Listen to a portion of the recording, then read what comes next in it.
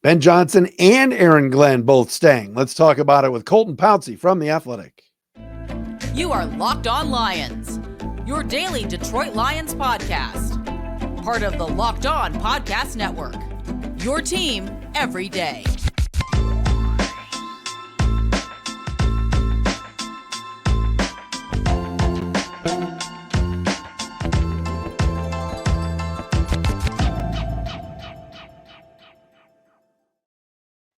First day of February, everybody. Welcome in. Matt Dery with you. It is Locked On Lions on the Locked On Podcast Network, your team every day on a Thursday, February 1st and a Friday, February 2nd. Thanks for making us your first listen, checking us out wherever you get your podcasts. That includes on our Locked On Lions YouTube channel, where now we are over 10,000 subscribers. Locked On Lions brought to you by our friends at LinkedIn. LinkedIn Jobs helps you find the qualified candidates you want to talk to faster. Post your job for free at linkedin.com/LockedOnNFL. That's linkedin.com/LockedOnNFL to post your job for free. Terms and conditions apply. A lot of news to get to with our guest today. Colton Pouncy is with us from theathletic.com. Always love reading his stuff. Please subscribe so you get Colton's Lions news and just longer form, really good pieces. That's not just the usual game recaps. And he's with us today. What's up, Colton? Not much, man. Thanks for having me on. Good to see you, my friend. How would you characterize, was this year 2 for you on the beat? How was it? It was a lot of fun, man. When you get to kind of document a season like the Lions just had, and so many firsts for a lot of people, like some Lions fans weren't born the last time they won a playoff game or won a division, and to kind of be able to follow that along and kind of write those stories along the way was a lot of fun. Was there a favorite story you wrote this year? Was there something you were like the most proud of or that you liked covering this year? Yeah, honestly, it was one of the first stories I wrote at the beginning of the season, actually before that first game. I had spent like a month talking to people behind the scenes about Dan Campbell and Brad Holmes and their relationship, just because I was curious. You know, we hear a lot from those two, but not a ton of people behind the scenes about what it's actually like. And just kind of digging into that process was a lot of fun. It was really cool to kind of listen to different perspectives on those two and kind of why it works. I think a lot of people kind of question, like, wait a minute, these guys were, well, it's not like Brad Holmes hired Dan Campbell. They were kind of hired at the same time. So I was curious, like, why it works behind the scenes and got some pretty good answers out of it. So that story was a lot of fun to do. I don't want to spend too much time on Sunday. I think the fans don't want to hear much about it, but we got to have you talk about it. Let me ask you this. Be honest with me. At halftime, were you scrolling flights? Were you looking online thinking I'm going to be in Vegas in 2 weeks? I'll tell you what, the entire Lions beat booked their tickets the morning of the game just because you want to beat the rush just in case. Okay. But I'll say this. I was feeling good at halftime. I'm like, all right, I don't have to cancel this. The 24-hour window you have. Yeah. I was like, I'm probably going to be able to keep this flight and have to look for a hotel in Vegas. But took a turn there, and here we are. What were you flying? Delta? Southwest? What do we have lined up? I had a Delta flight going out nonstop, and then on the way back, I was going to take a red eye like Monday night, get back like sometime Tuesday morning, and all that was still like $1,100. Oh my! So yeah, they're pretty expensive out there. Yeah, I bet. Yeah, and you'd have no problem finding a hotel. Let's be honest. When we're going to Las Vegas. All right, so I'm sure people stop you all the time, and they've been asking you the last few days. But why didn't this team get over the hump? What caused, there's the Dan Campbell angle, there's the players angle, there's the Josh Reynolds angle, there's everything. But what do you think is the biggest reason why they're not in this game in 2 weeks? I think it came down to second half execution. I really don't have a ton of issues with some of the coaching decisions in the second half that a lot of people are mad at. To me, it's like catch the ball on that fourth down. You probably get either an easier field goal out of that possession or maybe even a touchdown. You might be in Vegas in a couple of weeks. If Gibbs doesn't fumble, and honestly, that might have been a weird play. It looked like they were going a different direction than what they intended. So if you don't have that mix up and Gibbs doesn't fumble, the 49ers don't score as quickly as they do. Maybe you can, keep them off the scoreboard there. And some other just uncharacteristic miscues from this Lions offense and defense. Like a lot of the stuff in this game that I was watching in the second half did not remind me of the team I watched in the regular season. And so maybe the moment was too big for them.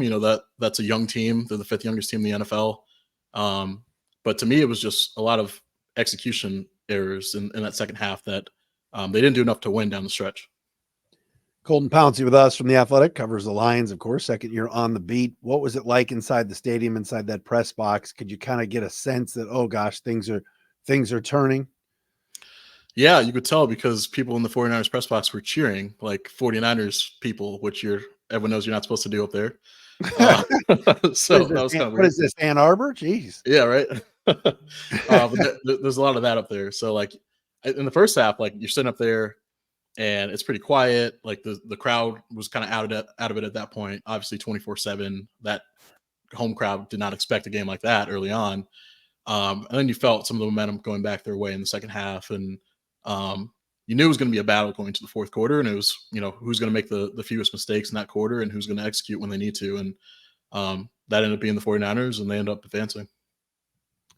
So wait, so does someone, because there's a press box, I hope for fans that don't know, there's a press box PA announcer, and then there's the public address announcer inside the stadium. Did somebody in press box PA say something like, hey, enough with this, like stop? Or yeah, I don't know who exactly was cheering. I know it was someone from the 49ers. I don't know if it was, journalists or if it was just like, communications people in the back. yeah. But I remember turning around and seeing people cheering. I'm like, what is happening? This is the loudest press box I've ever worked in. And then the PA announcer said, just a reminder, there's no cheering in the press box. All right. All right. Like a minute later. So at least they said it. At least they said it. Interesting game from Sunday, because rarely, there was the Aiden Hutchinson's second lowest PFF grade of the year, no tackles in the game. As far as the defense goes, let's start there. What disappointed you? Was it the lack of pressure? Was it letting Purdy get loose? Obviously, ball hits off of Vildor's face mask. It was that kind of last few weeks for the cornerbacks. But what did you see as the biggest reason defensively that they couldn't get it done? Yeah, I mean, the Gibbs fumble definitely put them in a bad spot. I'd put that more in the offense than the defense, give them a short field to work with. But we knew this defense was kind of being held together with duct tape, right? Like it was never going to be a defensive juggernaut. It's not the Ravens defense. You kind of have to piece it together and get the stops when you can, I guess, and try to work through it. But the Vildor play, you got to catch that, man. You got to it's off your face mask and I know it's a fluke play. Ayuk comes down with it, ends up being a 50-yard gain, but you were right in position, just make the play. I think that's a lot of that comes back to execution. There's some other missed tackles in the game. That was probably the most missed tackles they've had all season in a game like that. They just didn't wrap up. Kind of uncharacteristic from them, and you can't have that in a title game when you're trying to get to a Super Bowl. You have to make those plays, and they just didn't. We're going to get to Ben Johnson and Aaron Glenn coming back in a second, but as far as Ben goes, do you think he got too cute in this game in terms of, hey, they only ran the ball 8 times in the second half? I know their possessions weren't as lengthy in the second half. The Reynolds drop, a few other things, but would you say this was a B- game for Ben? How do you look at it? Because early on, when they were just running the ball and keeping it simple, it was working. It's funny. Like I almost would say that, but it's hard to say that against a 49ers defense that had given up 17.5 in the regular season. You put up 31 against them in an NFC title game. It's hard to call that a B- performance, but I did think he got away from a lot of stuff that was working. And this 49ers defense could not stop the run game, and they kind of went away from that in the second half. And, when you're having these short possessions and you're throwing and, people are dropping passes as they are in that game, you're getting off the field and you're giving the 49ers more opportunities to kind of strike you and strike back. So I definitely think they got away from what was working in the first half. And maybe that was Ben Johnson trying to say, hey, they're going to adjust for the run in the second half, so we're going to have to come out and throw it more in the second. So I understand if that's the reasoning a little bit, but to go away from it that long probably did them in a little bit as they're trying to, hold off the 49ers. Certainly nationally, people that have not seen the Lions a lot this year were aghast by the Dan Campbell decision-making. How much defending of him have you had to do the last 3 days? I tried to keep quiet after the game because it was, one, I was working on my story, and 2, I was like, this is just not worth my time right now. But stay off your Twitter. Yeah, but there was a lot of it, man. And to me, that told me like a lot of people weren't actually watching the Lions during the regular season, because he has done this all season. I think they were 20 of 25 on 4th and 3 or less, including the playoffs up to that game. So they do this when they get down in that type of the field, that situation. They'd rather put their offense on the field that is converted time and time again than a kicker that kind of struggles from that distance outside. Michael Badgley has not attempted a kick outside since 2022. The Lions don't trust him in those situations, and that's just what it is. Now, maybe that's on the front office for not getting a reliable kicker, but when you're in that moment, you got to work with what you have. And I think the Lions felt more comfortable putting a top 3 offense on the field in that situation and saying, go make a play like they have all season. They just didn't make the play. It happens. You try to move on and adjust for it. I love the fans that say Lions should have drafted a kicker. Well, wait a minute. Carlson and Moody have been brutal. And those guys were drafted in the 3rd round, 4th round. Like those are early picks, right? 2 drafted kickers this year by Green Bay and San Francisco. All right. Big news with Ben Johnson and Aaron Glenn coming back. I want to ask Colton about the staff. A change looks like it's appearing as well with the D line. All of that with Mr. Pouncy from The Athletic coming up next.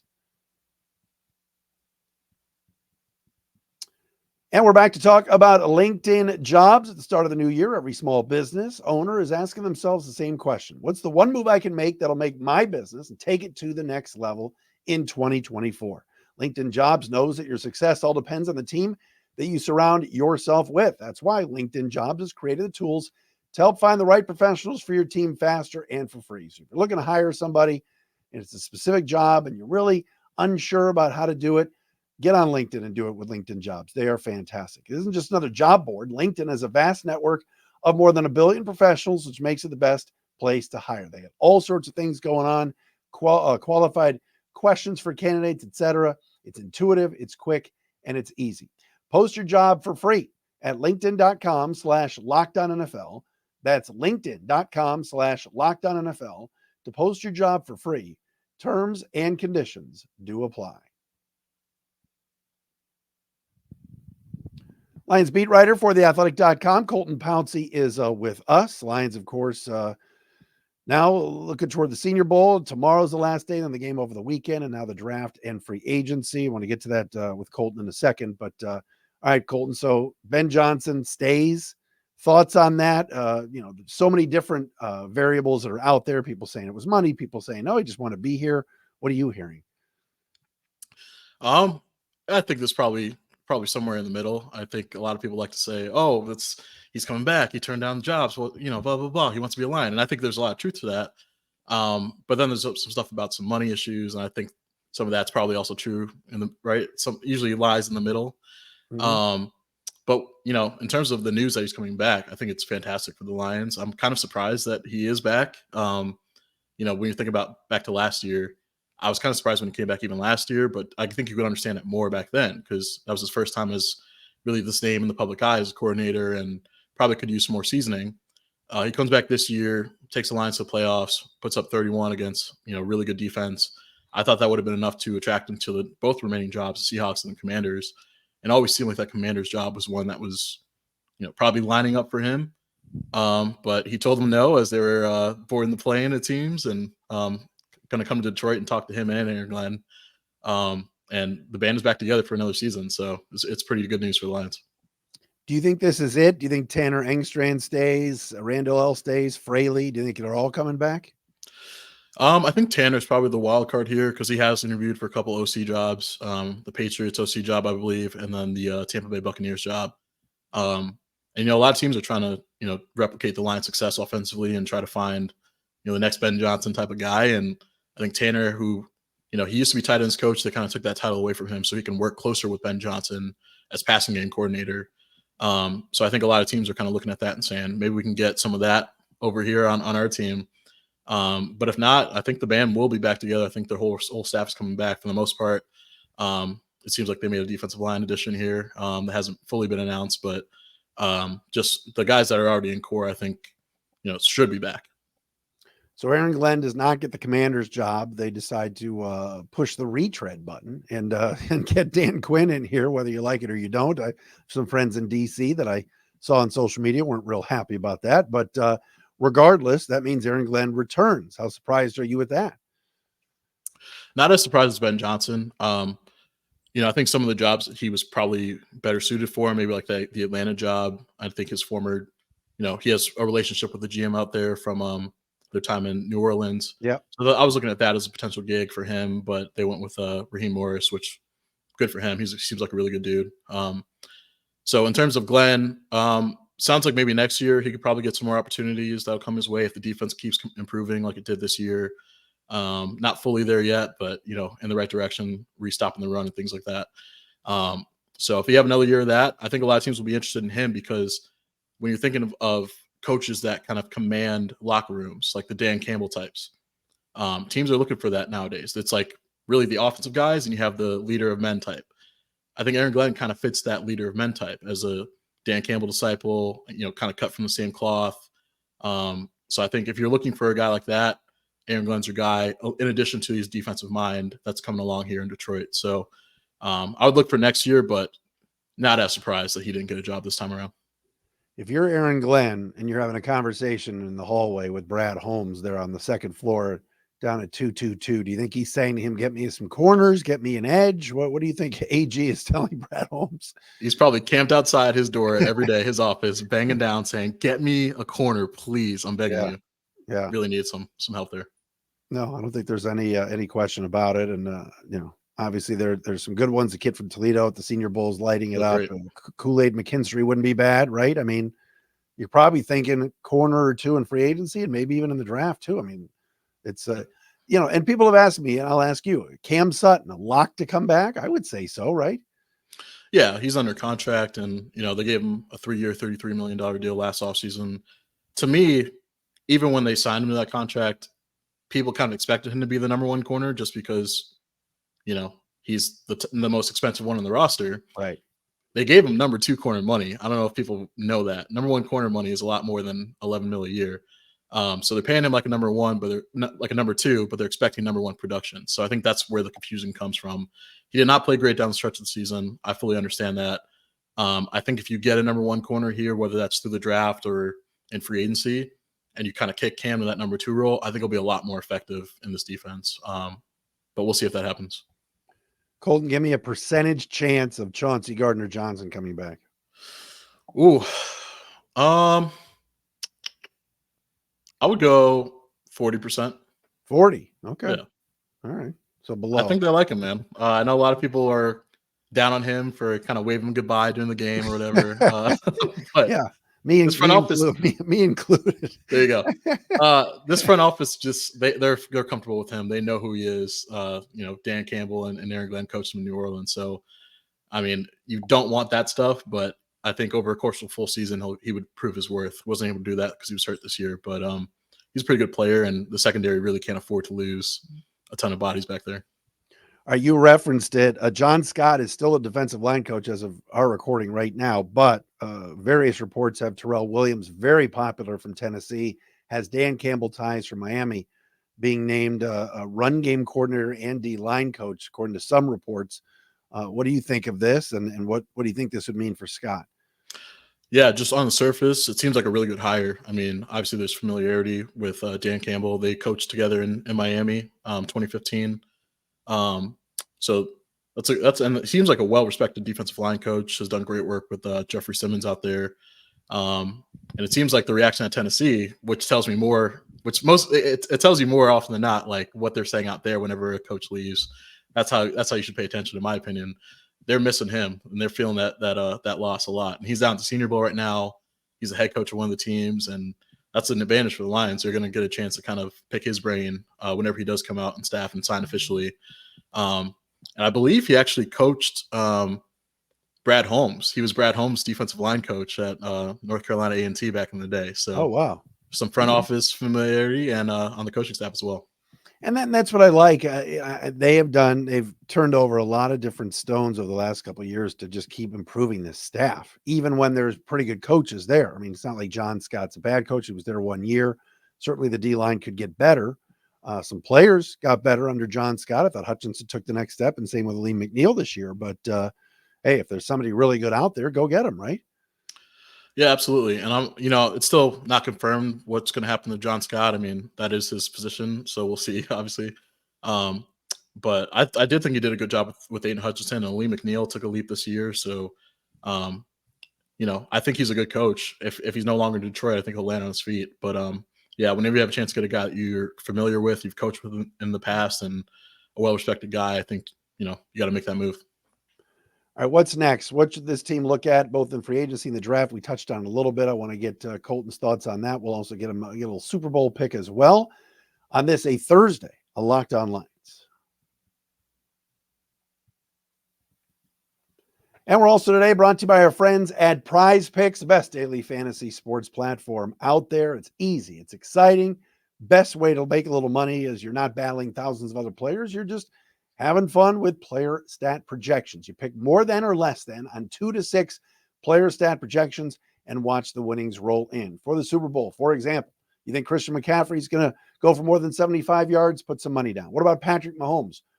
More than or less than 2 passing touchdowns? All of those things are right there at your fingertips at PrizePicks. Testing your skills on PrizePicks this football season.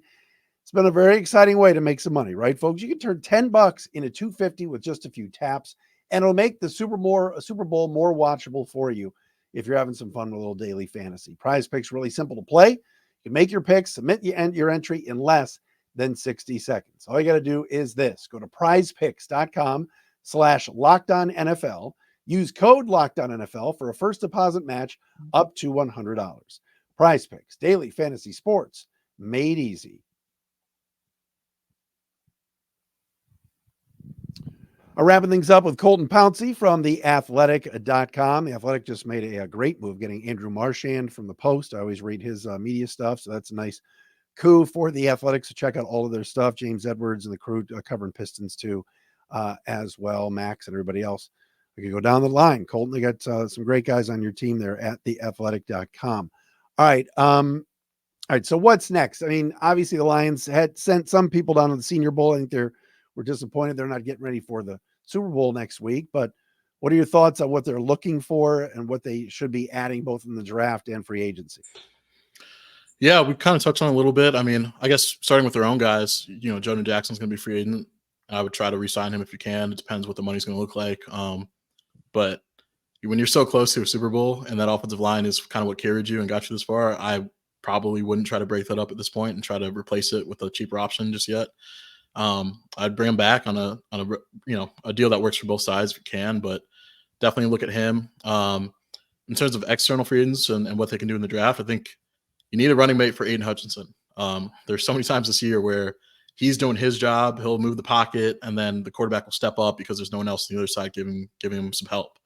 So if you can get a running mate, whether it's in the draft or free agency, I would look at that. Hopefully one that doesn't break the bank too much because you got some guys that you got to re-sign down the road. But definitely need some help at edge, I would say. Mm-hmm. And then corner, like we mentioned. I honestly think they should sign a corner and draft a corner. And if you don't sign a corner, draft two corners. I think you need some depth here. Who knows if Jerry Jacobs is back? Kendall Vildor, the one who had the pass go off his face mask, don't know if he's an option to come back. So you're going to lose some depth and some body. So you got to add multiple corners. Maybe they bring back Emmanuel Mosley and hope he's healthy this time on a cheap deal. Who knows? But they're definitely going to lose some guys, and you got to replenish that room for sure for Aaron Glenn and the sake of this defense. Gosh, I was doing a deep dive the other day, and I completely forgot about Emmanuel Mosley. I guess that would be realistic, right? I mean, he was on a 1 year anyway. You just do it again, maybe. Yeah, and even when he got hurt, he kind of almost became a coach in some ways. He was really close with the staff. You see him in practice on the sideline, kind of picking the brains of the DBs coaches out there. So I would imagine he wants to come back and prove himself because it was really unfortunate the way he went down. He played 2 snaps and retore his ACL. That was really tough to see. So I hope he gets another shot out here. It's interesting. I was looking at the free agency list. We went over this yesterday on the show, and 5 of the top 7 free agents from PFF in terms of their rankings were D linemen and needs for the Lions. I mean, I don't think Brad Holmes is going to break the bank and go get Chris Jones or even Matabike maybe from the Ravens, who could command a lot of money. That's never been Brad's style. But now that they've gotten this far, Colton, could you see an opportunity where they do throw out a big contract at somebody? That's a big question. Even last year, I thought it was too early for a move like that. I thought they could have used some reasonable moves, and they got Cam Sutton and tried to add some other guys on cheap budgets. But this is the year. I mean, you're so close. You can taste the Super Bowl. You probably should have won that game. You should probably be playing the Super Bowl right now. And honestly, if you get that far with a bad defense, imagine what you can do with an even better defense. So, and I wouldn't just monitor free agency either. Like, I know a lot of people wanted them to trade for Jalen Ramsey in like last offseason. If you can find a deal out there where you can give up a 3rd round pick and get a veteran on already under contract that a team is just kind of shedding salary, I would look at that. Absolutely. The Lions have 2 third-round picks that they can use and try to get a player that's proven. So I think all options are on the table this offseason. Might not be the top tier guys, but even that next tier, you're going to get some high talented players. So yeah, definitely try to add to a core that was so close to a Super Bowl. That's a good call. You mentioned Jonah. What about Graham Glasgow? Kind of said, look, I definitely want to be here. I love it here, but he wants a raise. I think that's Don't we pretty all? obvious, pretty fair, right? Yeah. I mean, he deserves one, the season he's had. And I know a big thing for him was coming back to Detroit. He didn't want to leave in the first place, and now he's back playing with some of his close friends.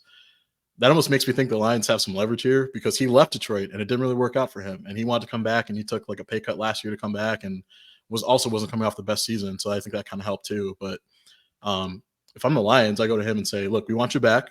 We'll give you a proper raise. We're not going to break the bank for you because we got some other needs, but we definitely see you as a piece for this offensive line, and you can come play with your guys and try to win a Super Bowl. So I think that's the pitch if I'm Brad Holmes to Graham Glasgow, and try to get that deal done because he really stepped up in that second half. And really once Vitae went down, he became a mainstay on that offensive line. And, again, why try to break that up when you're so close? He did leave Detroit, you're right, but Bob and Matt helped him. They pushed him out the door. Pushed him into the car. Yeah. It was not great. The Kenny, I brought up the Kenny Wiggins platoon the other day. I think Kyle Meinke wrote about that. I said, oh my gosh, this is just absolutely crazy. But all right, Colton, what do you think? Niners, Chiefs. We got a time before the game, but first glance, what are you thinking? Yeah, that was actually the Super Bowl prediction I had when the Athletic asked us at the beginning of the season. Which nice. It wasn't really going out much of a limb back there. I mean, the mic drop for you though. Yeah, I'll take it. But yeah, I mean, I'm looking at this game. The 49ers, I think a lot of people say their rush defense is, hard to beat. They were third in the NFL during the regular season, but you watch that Lions game, they had a lot of success on the ground. I like the Chiefs' offensive line. I like their run game. I think they can find success on the ground too. And they've got a defense that's playing championship level, and they've got a quarterback, Pat Mahomes, that is one of the best we've ever seen. So I'm done downing that dude. As much as I like this 49ers team, I think they're one of the most talented top to bottom rosters in the NFL. I'm not going to look foolish playing against Pat Mahomes anymore. So I'll pick the Chiefs. I love it. All right, Colton, great to see you, man. Thanks for stopping by today. Absolutely. Thanks for having me on. Colton Pouncy with us from theathletic.com. Back again tomorrow with some more Senior Bowl stuff as well on a Friday Locked On Lions. This has been a Thursday edition. Thanks for making us your first listen. Check us out again on the Locked On Lions YouTube channel.